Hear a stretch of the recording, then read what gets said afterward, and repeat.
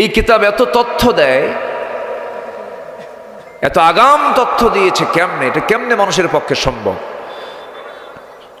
আমরা যে জমিনে বসে আছি, এই জমিন এবং ওই যে আকাশ, নীলাকাশ দেখা যায়, ওই নীলাকাশ এবং এই জমিন, এই দুটার মাঝে যে মহাশূন্য আমরা দেখছি, এই মহাশূন্য কিন্তু ছিল না, এটা ফাঁকা ছিল না, এটা এক জায়গায় ছিল। কি বলেন তো, কি কি ছিল? লাগানো ছিল। এই জমিন এবং আসমানটা ছিল কি? লাগানো, একদম জয়েন্ট ছিল, লাগানো ছিল। তো এখানে একটা প্রচন্ড ধাক্কা হয়েছে, প্রচন্ড ধাক্কার মধ্য দিয়ে এই মহাশূন্যের সৃষ্টি হয়েছে। এটা আধুনিক বিজ্ঞান এটাকে বলছে হলো big bang theory. Big bang theory, এটা আধুনিক যারা দুনিয়ার সায়েন্স নিয়ে যারা গবেষণা করেন তারা এটা বুঝতে পেরেছেন। বিগ ব্যাং থিওরি আলোচিত একটা থিওরি। এই তথ্যটা আল্লাহ রাব্বুল আলামিন আজ থেকে, যে যুগে আধুনিক কোনো যন্ত্রপাতি ছিল না, কিছুই ছিল না, কোনো ল্যাবরেটরি ছিল না, সেই যুগে এই কোরআন ১৫০০ বছর আগে এই তথ্য আগেই বলে দিয়েছে। জোরে বলি সুবহানাল্লাহ। আল্লাহ রাব্বুল আলামিন বলেন, আওয়ালাম ইয়ারাল্লাযীনা কাফারু আন্নাস সামাওয়াতি ওয়াল আরদা কানাতা রাতকান ফাফাতাকনাহুমা وجعلنا من الماء كل شيء حي। জোরে বলুন আল্লাহু আকবার। কাফেররা কি খেয়াল করে না? কাফেররা কি লক্ষ্য করে না? আমি আল্লাহ রাব্বুল আলামিন এই আকাশ এবং জমিনকে দুটোকে এক জায়গায় রেখেছিলাম, প্রচন্ড ধাক্কার মধ্যে দিয়ে বিশাল মহাশূন্য আমি আল্লাহ রাব্বুল আলামিন সৃষ্টি করেছি, এবং প্রত্যেকটা মৃত্যুকে পানির মধ্য দিয়ে জিন্দা করেছি। আল্লাহ রাব্বুল আলামিন এই তথ্য ১৫০০ বছর আগে দিয়েছেন। এখন বলুন তো, বিজ্ঞান কি প্রমাণ করেছে না বিজ্ঞান ধার নিয়েছে? কি নিয়েছে? ধার নিয়েছে। আমার বন্ধুগণ, গত ২ বছর আগে কাতার থেকে আমি বিমানে চড়ে আসতেছিলাম, দোহা থেকে ঢাকায় নামবো, কাতার দোহা থেকে ঢাকায় নামবো, বিমানে চললাম। অনেক দেখেছি আগে, কিন্তু সেদিন হঠাৎ করে মনে হলো মেঘগুলোর উপরে আমার বিমান ভাসতেছিল, বিশাল মেঘের স্তর। এই মেঘের স্তরগুলো দেখে মনে হলো, আল্লাহ, এই মেঘগুলো তুমি যে সৃষ্টি করে রেখে দিয়েছ, এর কোনো ওজন আছে নাকি? জানা ছিল না। চিন্তা করলাম, দেখি কোরআন কি বলে, একটু চিন্তা করলাম, সার্চ দিয়ে খুঁজে খুঁজে বের করে দেখে আল্লাহ রাব্বুল আলামিন মেঘের যে ওজন আছে, বিজ্ঞান বলছে মেঘের ওজন আছে, কোরআনও বলছে ১৫০০ বছর আগে মেঘের ওজন আছে। আল্লাহ রাব্বুল আলামিন সূরা রাদের মধ্যে বলছেন, হুয়াল্লাযী ইউরীকুমুল বারকা খাওফান ওয়া তামআন ওয়া ইউনশিস সাহাবাস সিকাল। তিনি সেই মহান রব যিনি আসমানে মেঘগুলোকে রেখেছেন, ভারী মেঘগুলোকে রেখে দিয়েছেন ঝুলন্ত করে। তিনি আমার কে? কিউমুলাস নামক কিছু মেঘ আছে যার ওজন হলো ২০০ টন। আবার কিউমুলিনাম্বাস নামে কিছু তার কি বলে মেঘ আছে যেগুলোর ওজন হলো প্রায় ১০ লক্ষ টন পর্যন্ত। এই মেঘমালাগুলোকে ঝুলায় রেখেছেন তিনি আমার কে? আসতে বলেন, যদি ঝুলায় না রেখে যদি ফেলে দিতেন, বলেন তাহলে কি হতো? কেউ থাকতাম?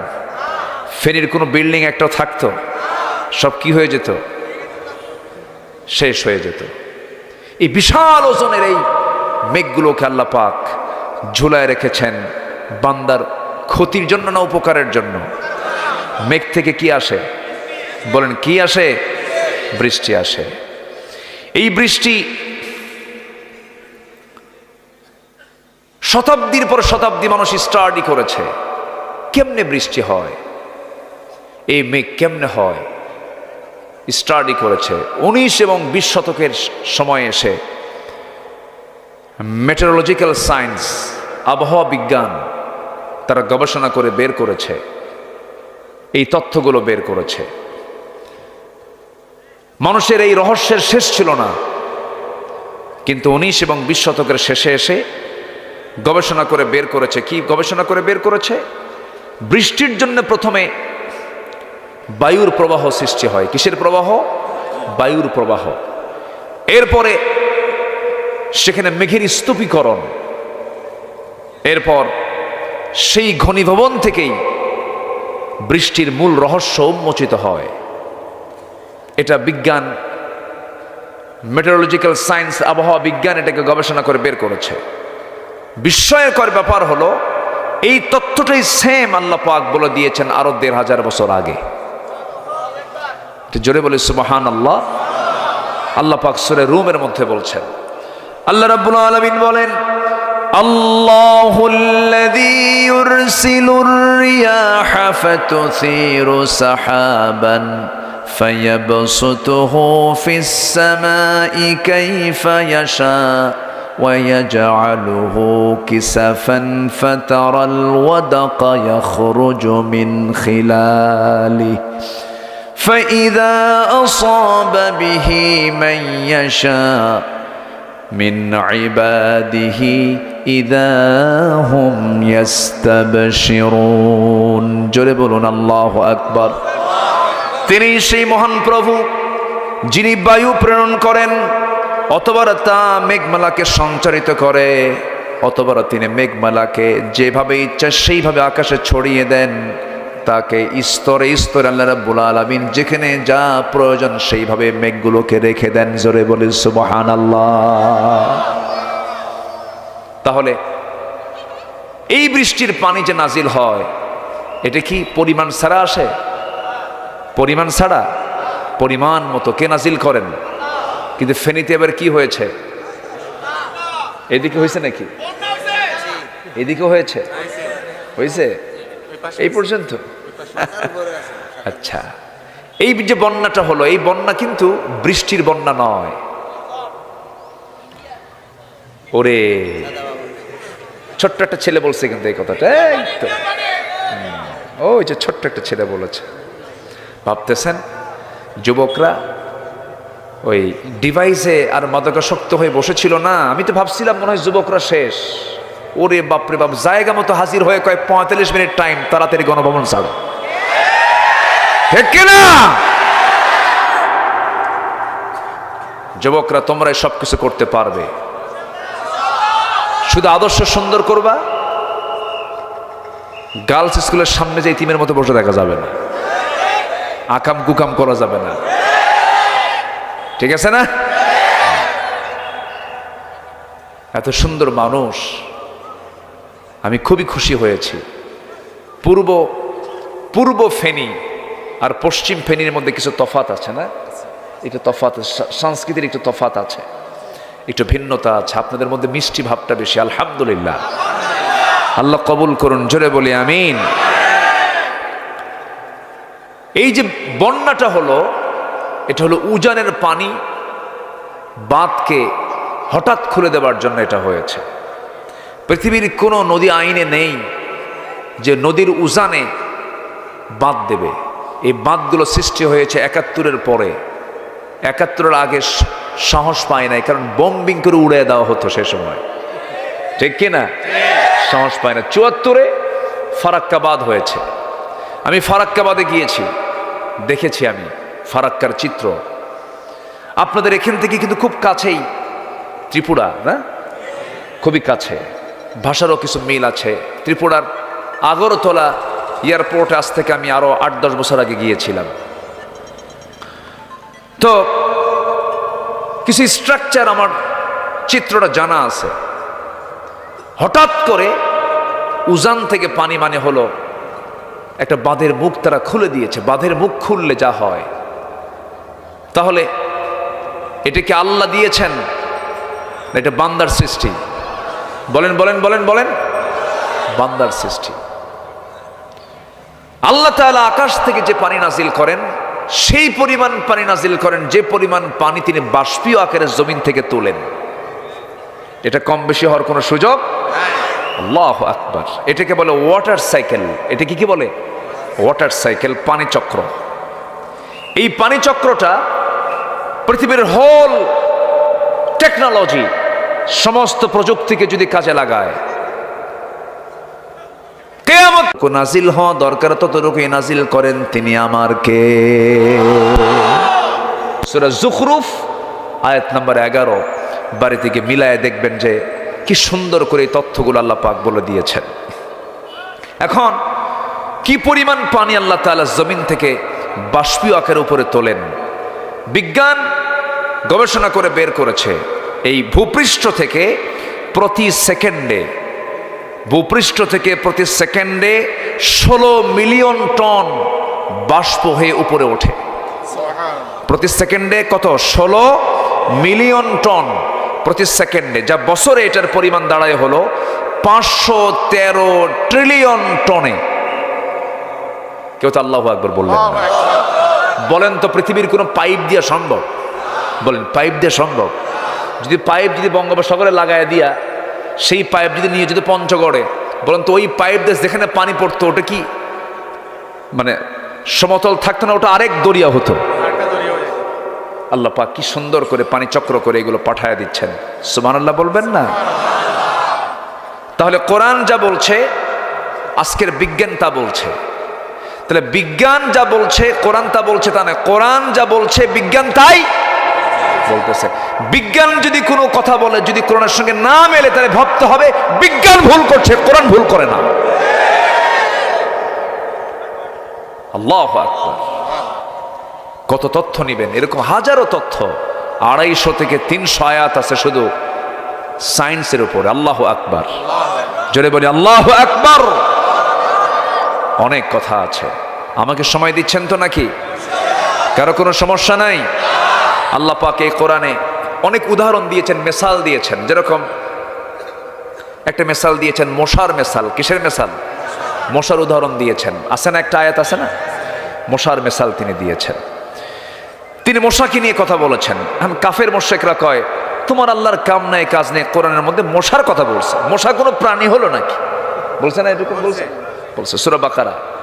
আল্লাহ রাব্বুল আলামিন বলেন ইন্নাল্লাহা লা ইস্তাহি আন ইয়াদরিবা মাসালাম মা বাউদাতান ফামা ফাওকাহা ফাআম্মাল্লাযীনা আমানু ফায়া'লামুনা আন্নাহুল হাক্কু মির রাব্বিহিম وأما الذين كفروا فيقولون ماذا أراد الله بهذا مثلا يضل به كثيرا ويهدي به كثيرا وما يضل به إلا الفاسقين جربون الله أكبر سورة البقرة আয়াত নাম্বার 26 নম্বর আয়াত। আল্লাহ রাব্বুল আলামিন মশার উদাহরণ এই জায়গায় দিয়েছেন।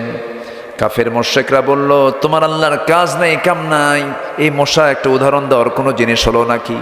আল্লাহ পাক বলছেন এটা দিয়ে কাউকে হেদায়েত দেন, কাউকে গোমরাহি করেন। কার কথা? আল্লাহর কথা। কিন্তু এই মশাকে ছোট চোখে দেখার কোনো সুযোগ নাই। যেমন এই মশা যত বেশি খাবে তার হায়াত তত বেশি লম্বা হবে না কমে যাবে? যে মশা বেশি খায় তার হায়াত কমে না বাড়ে? যত বেশি খাবে, যত বেশি রক্ত তার পেটে তুলবে, তার হায়াত তত কমে যাবে। ঠিক তেমনি মানুষের মধ্যে যে লোকগুলো অন্যায় করে যারা পেট ভরাবে তাদের হায়াতও কমে যাবে। কমছে না? কমছে না? আছে আছে। সব মশার মতো খাইছে বেহুশ হইয়া। ও বোঝে নাই যে বেশি খাইলে মরতে হবে। কি করে নাই তারা?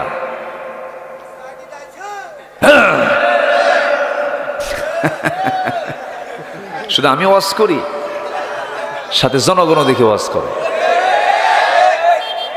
সম্মানিত ভাইয়েরা, 11 লক্ষ কোটি টাকা দেশ থেকে পাচার করেছে ওরা। 11 লক্ষ কোটি টাকা।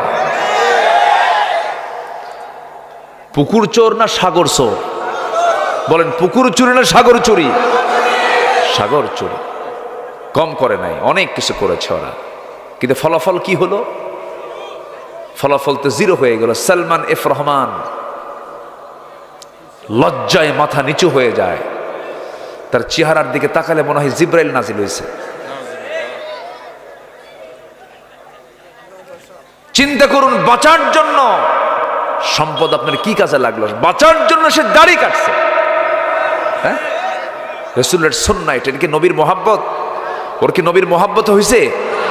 দাড়ি কাটছে, দাড়ি কেটে লুঙ্গি পায়জামা খুলে লুঙ্গি পরছে, পাঞ্জাবি খুইলা গেঞ্জি পরছে, মাথার সাদা চুল কালো বানাইছে, দাড়িটা কাইটা একদম মুড়িওয়ালা বা তরকারিওয়ালা হয়েছে। কথা বোঝেন নাই? চললো নৌকায়, নৌকার ভেড়ে না। আইনমন্ত্রীকে দেখে কোস্টগার্ড বলছে, স্যার চিনছে আপনারা, চলেন থানায় যাই। আইনমন্ত্রী কয়, আমি কি এখানে একা আসছি? আমি যে জামাতের সাথে আসছি। কিসের সাথে? হ্যাঁ, কে তোমার সাথে আসছে? কই যে দেখা যায়, ওই যে বলতেছে, ওটা তো দেখা যায় না, মাথার চুল কালো, লোকটা কে? মুখে দাড়িও নাই, ভালো করে দেখো, ওটাই দরবেশ।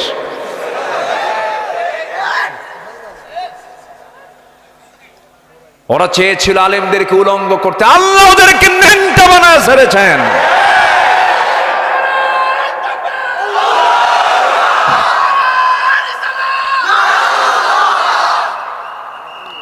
সম্মানিত বন্ধুগণ, সম্মানিত ভাইয়েরা, আলেমদের সম্মান রক্ষার দায়িত্ব কার? আসতে বলবেন না কার? একজন নবী যিনি খুব রাগী ছিলেন, আল্লাহর সঙ্গে ডাইরেক্ট কথা বলতেন, সে নবীর নাম কি? ওরে, বাড়ি কি আশেপাশে নাকি? এত জোরে বললেন যে? আল্লাহু আকবার।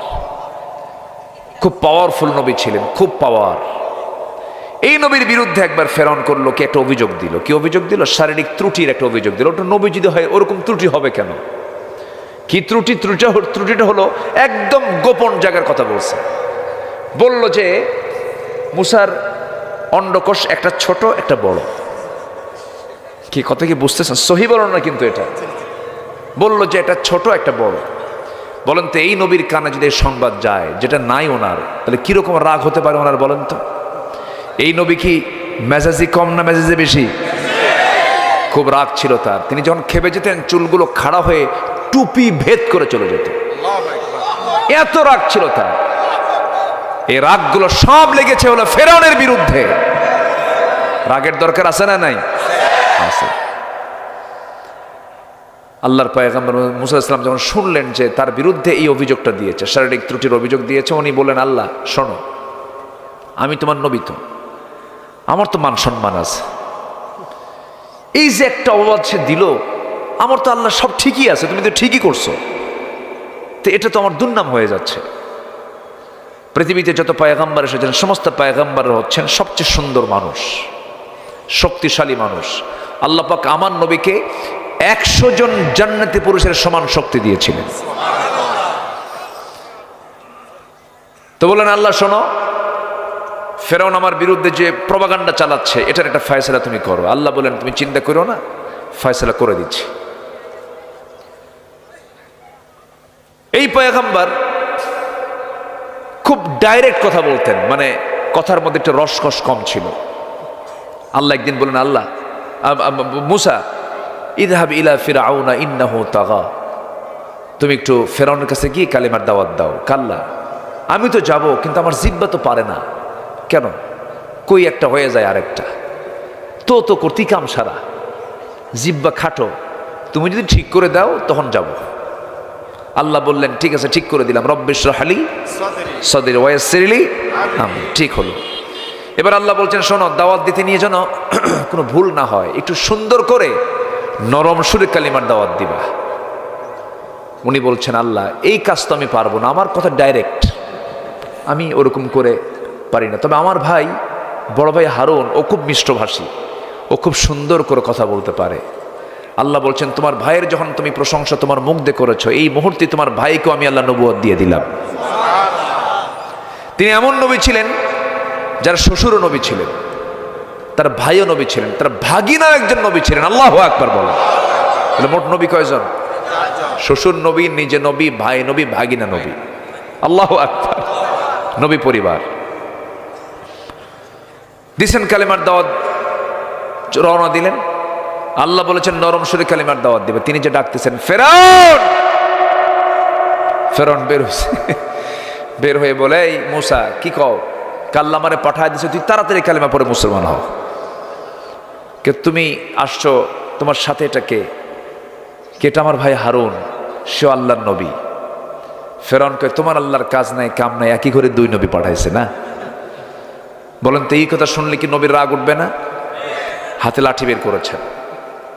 প্রচন্ড রাগী ছিলেন তিনি, প্রচন্ড রাগ ছিল তার মধ্যে। সেই নবী গোসল করতে গেছেন একদিন, তো উনি একটা পানির মধ্যে নামবেন। ওই সময়ের শরিয়া, ওই সময়ের সিস্টেম অনুযায়ী উনি করলেন কি, পায়জামাটা খুললেন, খুলে রেখে নামলেন পানিতে। গোসল করতে নিয়েছেন, গোসল করলেন, গোসল করে ওঠার পরেই ওই রেখে দেওয়া পায়জামাটা আবার পড়বেন তিনি। কিন্তু পায়জামার উপরে, পায়জামার নিচে পাথর ছিল, সেই পাথরকে আল্লাহ পাক জিন্দা বানায় দিলেন। বললেন পাথর তুই মুসার লুঙ্গি নিয়ে দৌড় মার। সুবহানাল্লাহ বলবেন না? মুসার লুঙ্গি নিয়ে কি কর? দৌড় মার। মারছে দৌড়। সেই দৌড় না সেই দৌড়। মুসা আলাইহিস সালাতু ওয়াস সালাম হাতে ছিল তার লাঠি, তিনি যে উলঙ্গ আছেন এটা তার সেন্সেই ছিল না, আল্লাহ পাক তার জেহেন থেকে সরায়া দিয়েছেন। এবার হলো কি, তিনি ওই লুঙ্গি নেওয়ার জন্য পিছে পিছে দৌড়ান, পাথরও দৌড়ায়। খেপে গিয়ে রেগে গিয়ে বলছে পাথর থেমে যা, আমার তো লুঙ্গিটা নেওয়া দরকার। উনি লুঙ্গির পিছনে দৌড়াচ্ছেন, পাথর হুকুম মানতেছে কার? আরো জোরে বলবেন কার? আমার এই মাটির দেহে প্রাণ দিয়েছেন কে?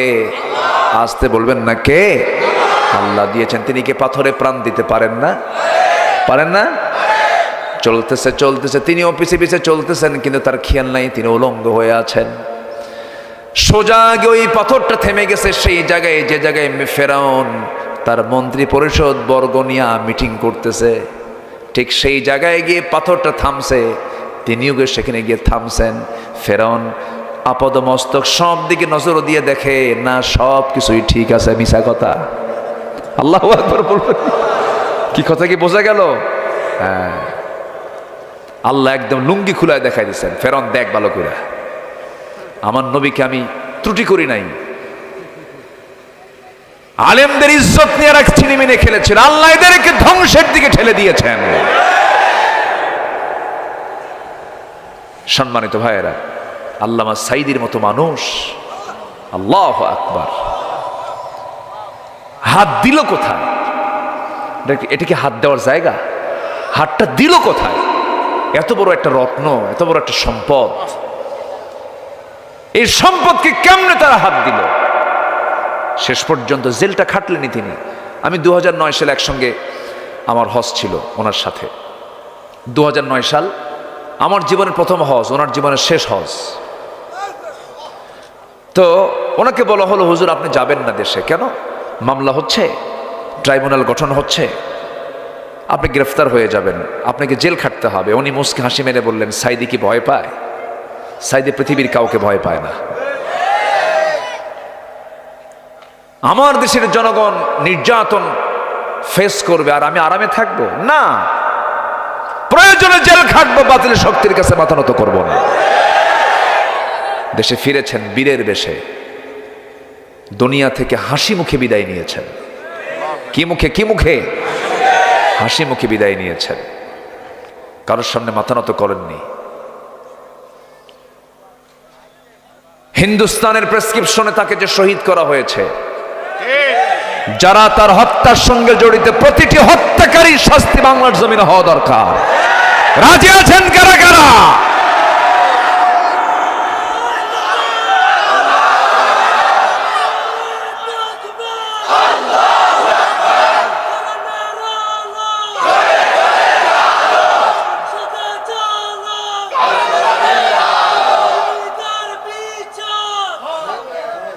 আল্লাহ কবুল করুন, জোরে বলে আমিন, আরো জোরে আমিন। কষ্ট পাচ্ছেন? কথা বলবো? কোনো সমস্যা? ওরে বাপ রে বাপ, না ধৈর্য আছে, কারণ ছাগল চড়ানো সহজ কাম না, তো ধৈর্যের দরকার। বলি আলহামদুলিল্লাহ। ছাগলরে 1000 বার কান ধরে কবেন তুই গাছ খাবি না, এই প্রাণী চড়ানো কিন্তু সহজ কাম না। নবীকে আল্লাহ পাক এই প্রাণী চড়াইছেন। কাকে? ছাগল চষো, ধৈর্য ধরো, এরপরে মানুষ চষবা। আল্লাহু আকবার বলেন। কথার তো কোনো থা নাই, কোন দিকে চলে গেলাম, এখন লাইনে আসি। মশা কম খায় না বেশি খায়? বেশি খাইলে মরে আগে না পরে? যত বেশি খাবে তত বেশি আগে মরবে, তত আগে মরে যাবে। 1 নাম্বার 2, আল্লাহ পাক যেখানে মশার কথা বলেছেন, এখানে মশার আরবি দিয়েছেন হলো বাউদাতান। বাউদাতান আল্লাহ পাক এখানে যেই বাউদাতান বোঝাচ্ছেন, এটা হচ্ছে স্ত্রীলিঙ্গ, স্ত্রী মশাকে বুঝিয়েছেন, গোলতা। হ্যাঁ, বাউদাতান, এটা স্ত্রী মশাকে বোঝানো হয়েছে। মশা কামড়ায় কিন্তু পুরুষ না, স্ত্রী মশাই কামড়ায়। কি মশা কামড়ায়? স্ত্রী মশা কামড়ায়। এবং এরা এত মানে এদের মানে নাকের পাওয়ার এত বেশি,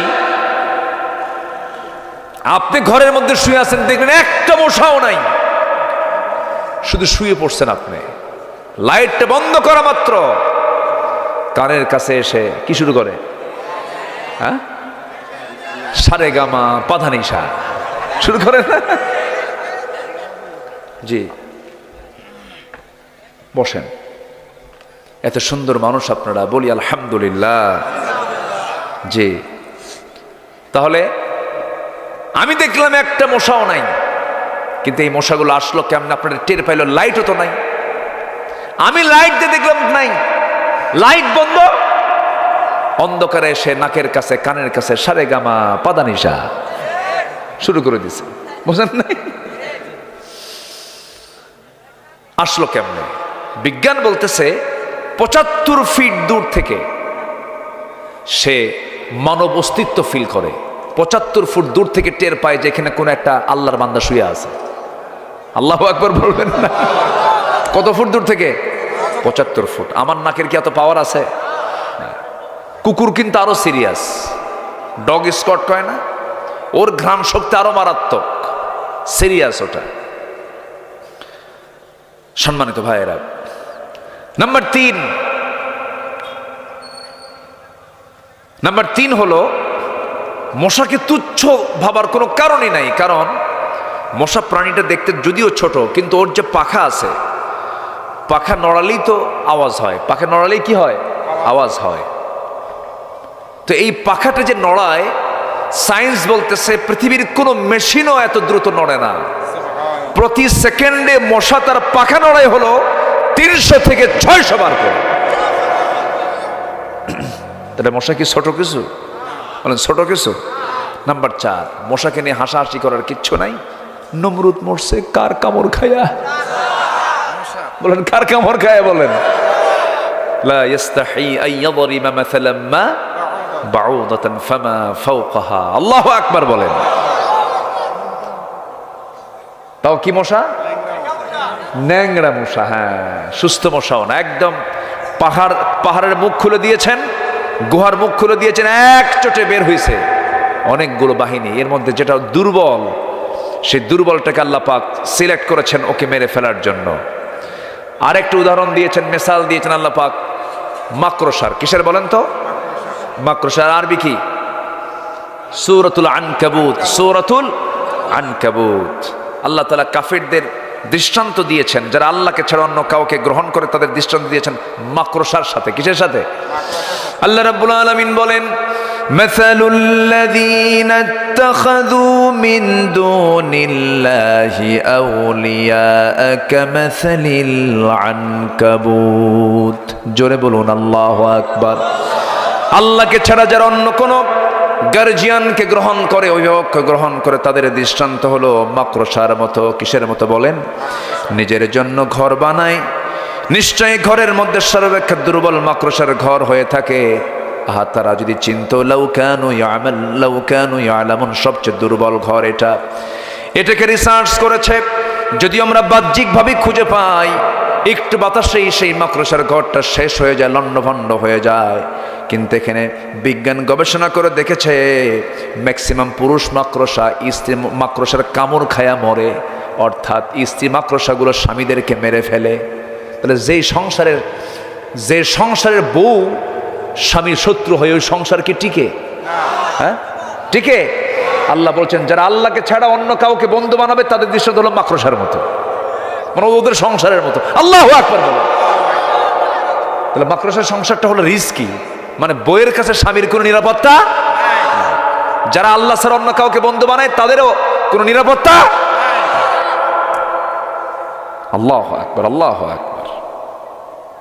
সম্মানিত ভাইয়েরা, অনেক কথা, এখন আমরা একটু আয়াতে আসি। আল্লাহ পাক 23 নম্বর আয়াতে ইমানদারকে ডাক দিয়ে বলছেন, তোমরা তোমাদের বাপ, তোমাদের ভাই, বলেন তো বাবার প্রতি মহব্বত আছে না? ভাইয়ের প্রতি মহব্বত আছে না? আছে। কিন্তু ভাই এবং বাপ যদি আল্লাহ ছাড়া অন্য কাউকে যদি গ্রহণ করে, ঈমান না আনে, তখন মহব্বত কি থাকবে? মহব্বত রাখা যাবে? ঈমান আগে না মহব্বত আগে?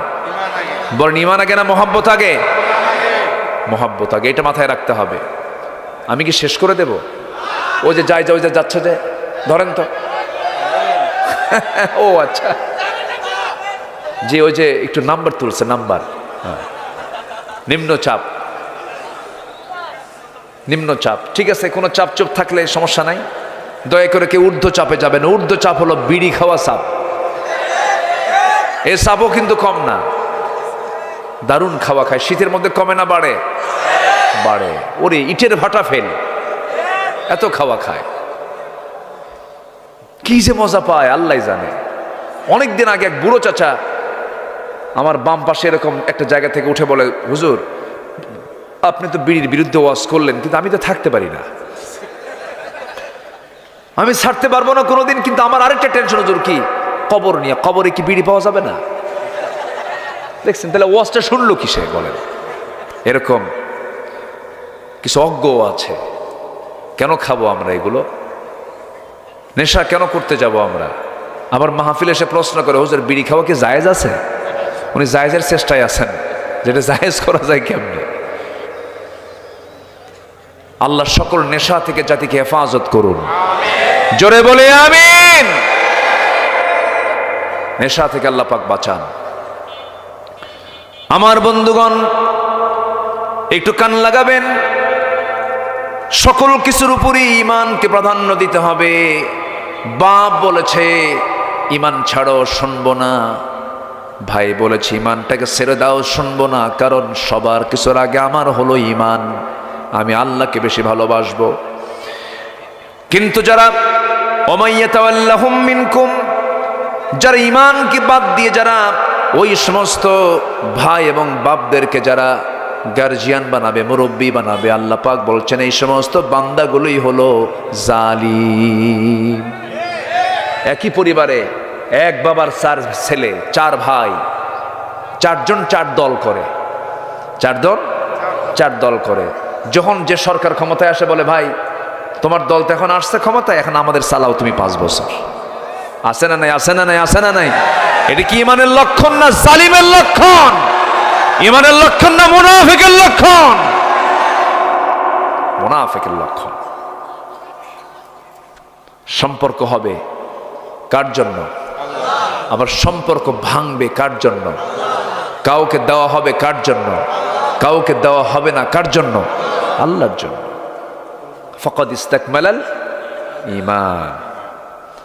আল্লাহ রাব্বুল আলামিন এবার বলছেন দ্বিতীয় আয়াতে, হে জানায়ে দেন, কুল ইন কানা আবাউকুম ওয়া আবনাউকুম ওয়া ইখওয়ানুকুম ওয়া আজওয়াজুকুম ওয়া আশীরাতুকুম ওয়া আমওয়ালুন ইকতারাফতুমুহা ওয়া তিজারাতুন وتخشون كسادها ومساكن ترضونها أحب إليكم من الله ورسوله وجهاد في سبيله فتربصوا حتى يأتي الله بأمره والله لا يهدي القوم الفاسقين জোরে বলুন আল্লাহু আকবার।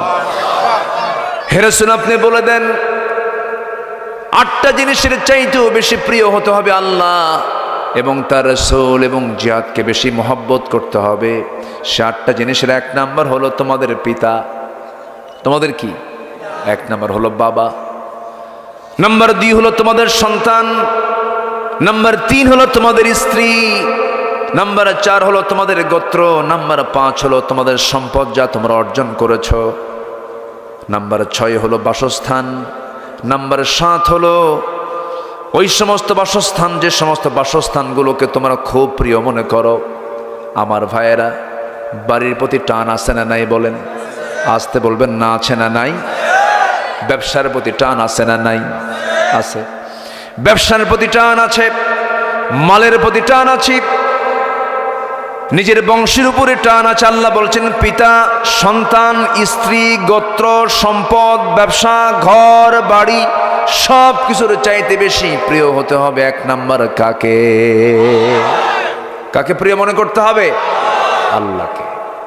আমার ভাইরা, সাহাবীদের জীবনের দিকে তাকান।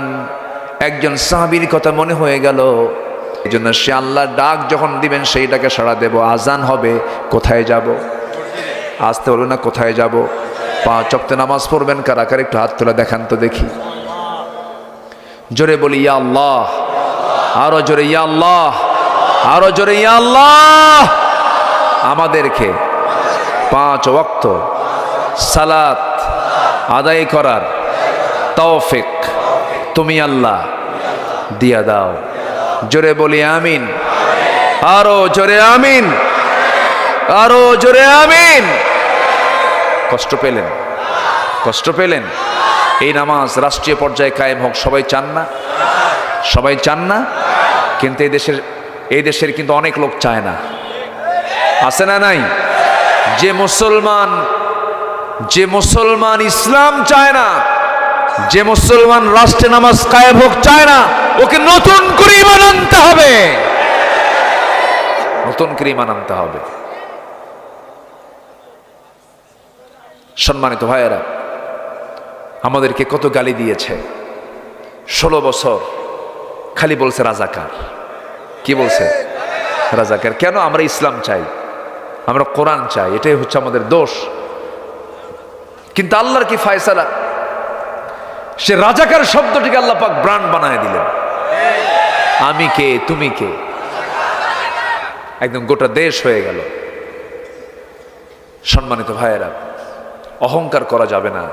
শুধু বলেছে রাজাকারের নাতিপুতিরা চাকরি পাবে, শুধু এতটুকুন বলেছে। এটা কি বিনয়ের কথা না অহংকারের কথা?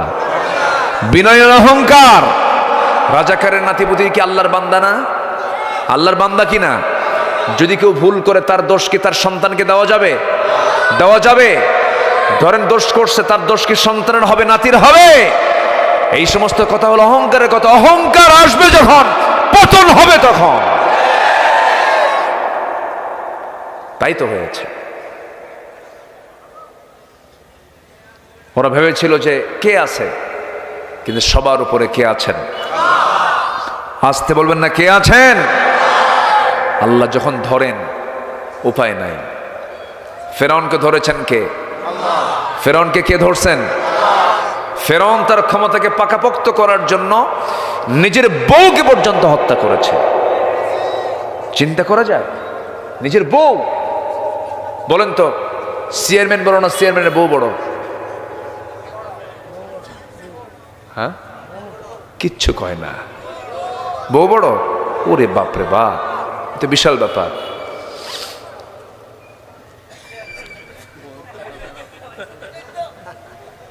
জি,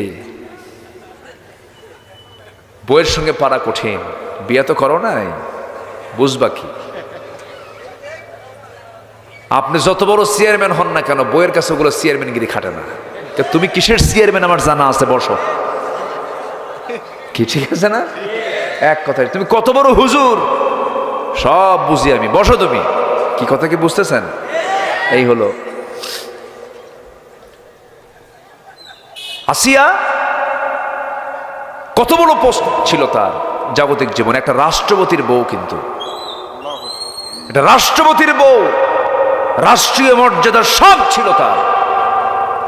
শুধু ইসলাম কবুল করেছেন, দিন গ্রহণ করেছেন। ফেরাউন বলল, আসিয়া কি যেন শুনলাম। কে শুনবেন কেন? আপনি দেখেন, আশহাদু আল্লা ইলাহা,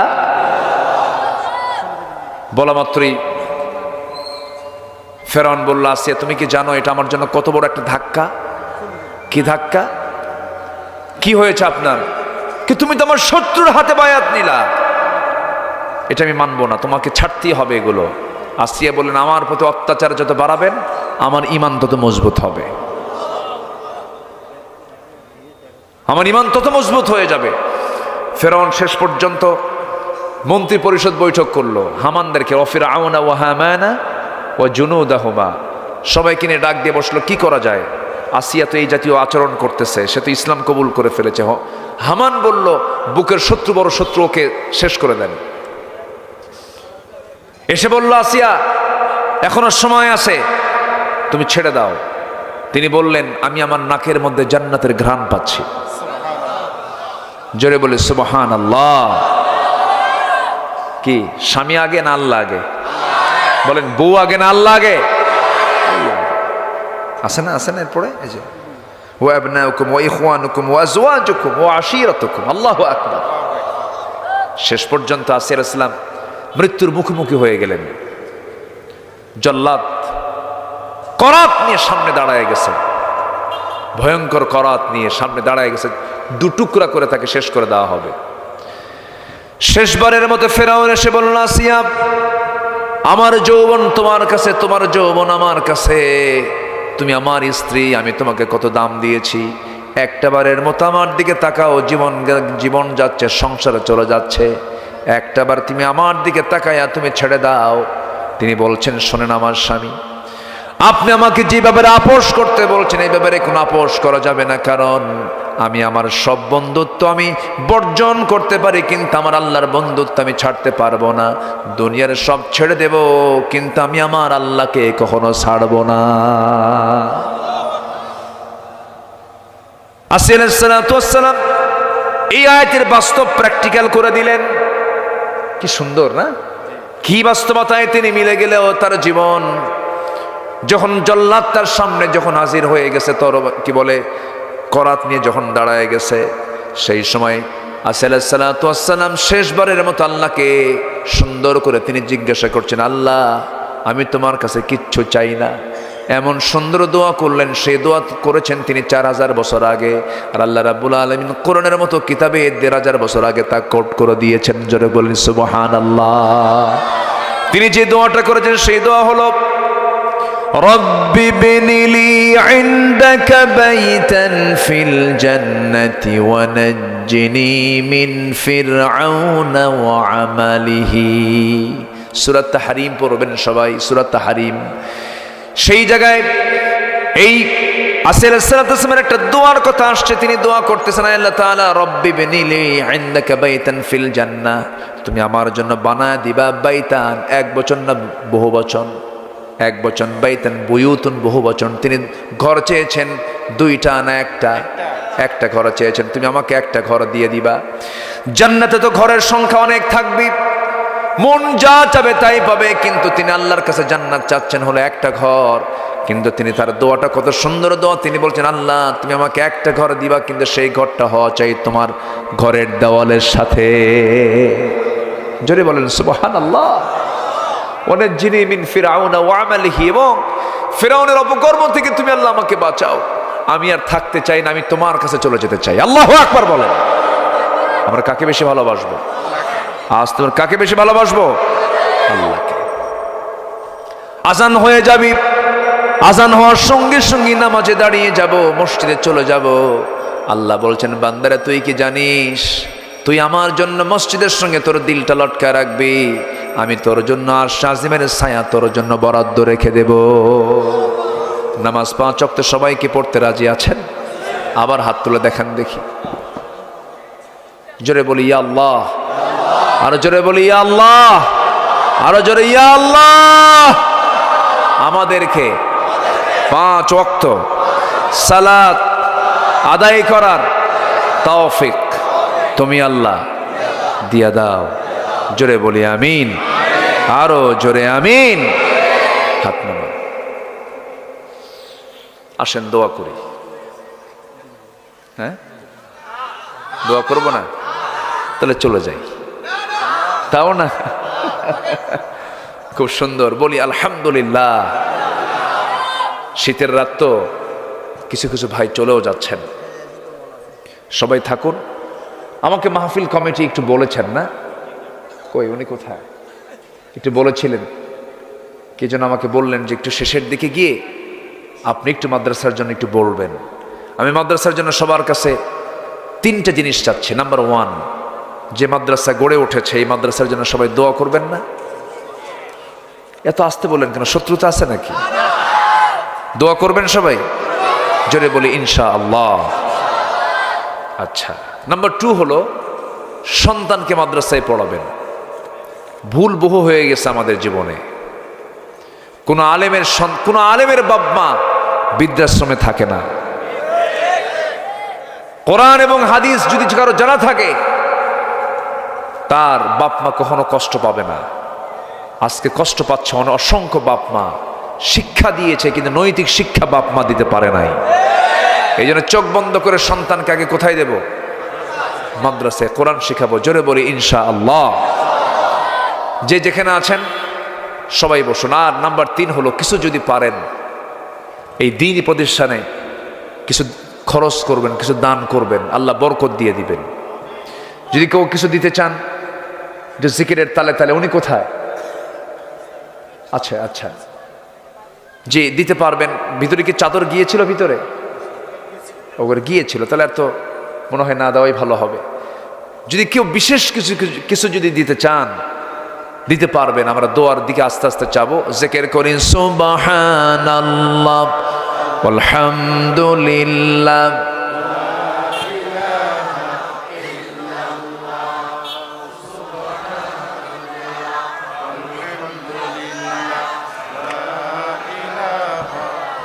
আমি কিন্তু উঠতে বলি নাই, আমরা একসঙ্গে দোয়া করবো। জিকির করে লা ইলাহা, হবে না, অনুমতি আরো জোরে লা ইলাহা সুবহানাল্লাহ আলহামদুলিল্লাহ। আমার ফাহাদ ভাই কোথায়? ফাহাদ ভাই, মাশাআল্লাহ, অনেক কষ্ট করে। গত বছর আমার মাহফিল নেওয়া ছিল। এই মাহফিলটা 7ই জানুয়ারি, যেদিন নির্বাচন হয়। নির্বাচন হয়েছে না নির্ধারণ হয়েছে? নির্বাচন আর নির্ধারণ। মাহফিল করবো কেমনে? হয়নি। এবার আমি বললাম যে যেহেতু 7ই জানুয়ারি হয়নি মাহফিল, 7ই জানুয়ারি মাহফিল হবে। আমি ঠিক 1 বছর পরে, 1 বছর আগের কি চিত্র আর আজকের 1 বছর পরের কি চিত্র, আল্লাহু আকবার বলো। আল্লাহ পাক পার করতে দেন। তো জি, আমরা দোয়ার দিকে যাব, আমরা আল্লাহর কাছে চাবো। আমার ফাহাদ ভাই, তার ছোট্ট একটা ছেলে আছে, দোয়া করবেন তার, আল্লাহ যেন তাকে বড় আলেম বানান। জোরে বলি।